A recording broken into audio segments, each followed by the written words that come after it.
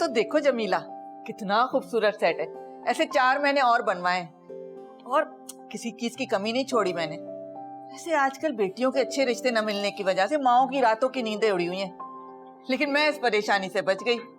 मेरी दूध जैसी गोरी नूरे हरम के लिए उसकी टक्कर का रिश्ता मिला है। गोरा चिट्टा, बड़ी कंपनी में आला ओहदे पर फायज।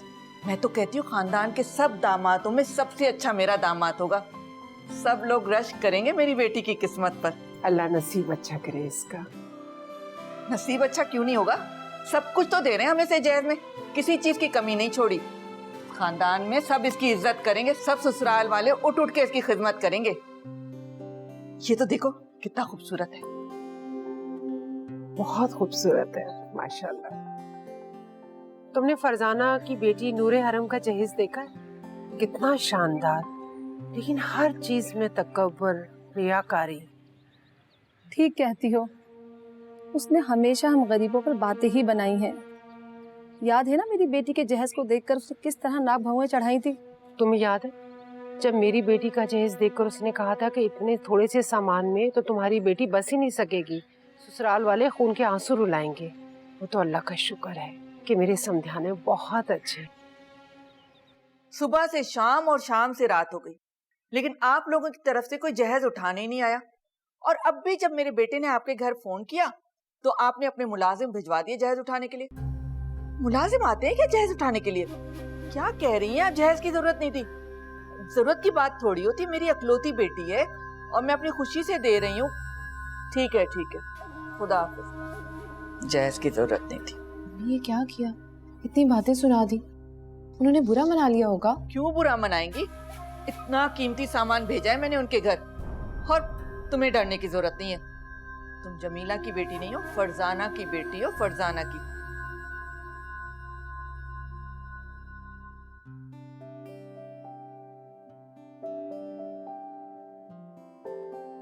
माशाल्लाह माशाल्लाह, कितनी प्यारी लग रही है मेरी लाडो। अल्लाह मियां हर बुरी नजर से बचाए तुम्हें। एक बात बताऊं तुम्हें, जब तुम्हारा खूबसूरत दूल्हा लंबी सजी गाड़ी से उतरा ना, तो शादी में शरीक तमाम लोगों के मुंह खुले के खुले रोए गए।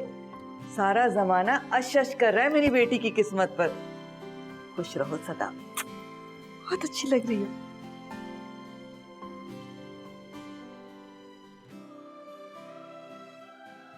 अच्छा चलो बैठो ना। और ये असद अंदर क्यों नहीं आया? तुमने उसे बाहर से क्यों जाने दिया? अम्मी वो दरअसल असद को ना एक दोस्त की तरफ इयादत के लिए जाना था।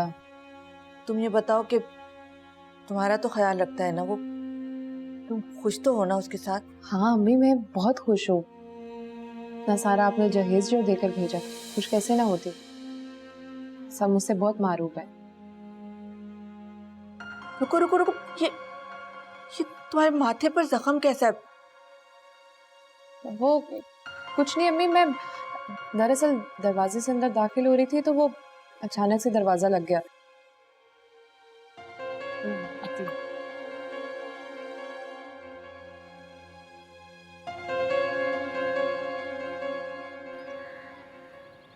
और सुनाओ, ससुराल में कैसी गुजर रही है तुम्हारी? सास और नंदे तो खूब ताने देती होंगी तुम्हें कम जहेज लाने पर। नहीं नहीं, बिल्कुल भी नहीं। वहां पे भी मेरे पास कोई ज्यादा आसाइशें नहीं है, लेकिन पता है क्या चच्ची, एक अजीब सा सुकून है, इत्मीनान है। आशिर की मोहब्बत, ये सारी चीजें मुझे महसूस ही नहीं होने देती। कभी तुम्हारे शौहर ने तुमसे मोहब्बत का इजहार किया? कभी तुम्हें सजने संवरने का कहा?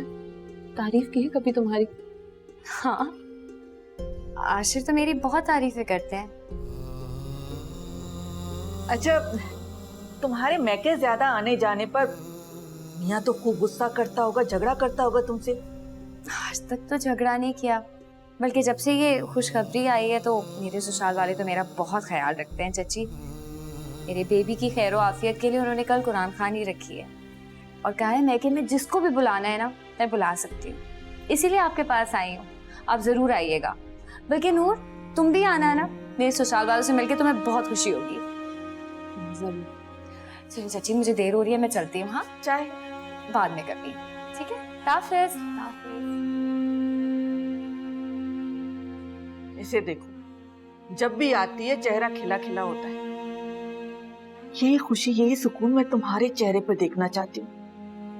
अम्मी, चाय पीने का बहुत दिल कर रहा है, लेकिन ये ठंडी हो गई होगी, मैं गरम करके लाती हूँ।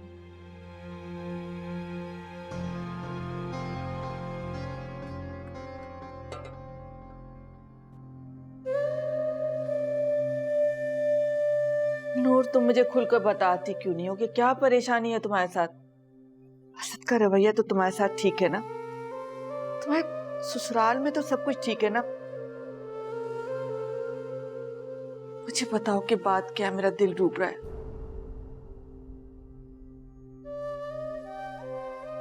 कोई बात हो तो बताओ। क्या कह रही हो तुम? क्या मतलब है तुम्हारा?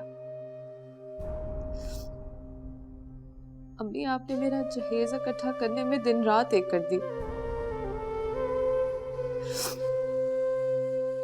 वारंटी कार्ड देख देख के आपने सामान खरीदा, फर्नीचर के लिए उम्दा लकड़ी का इंतखाब किया ताकि ताहयात चले।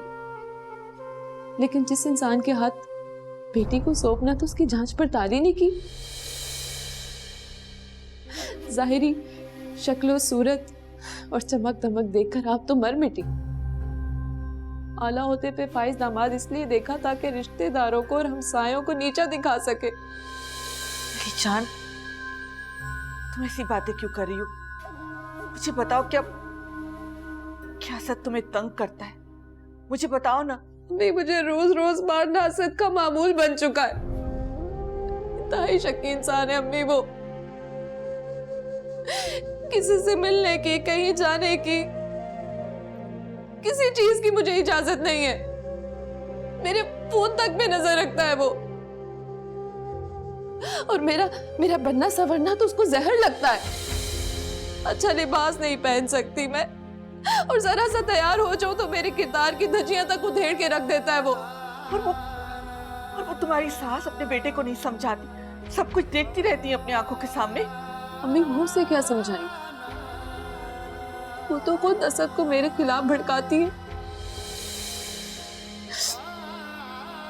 अम्मी, काश आपने मुझे जहेज की जगह अच्छे नसीब की दुआएं दी होती।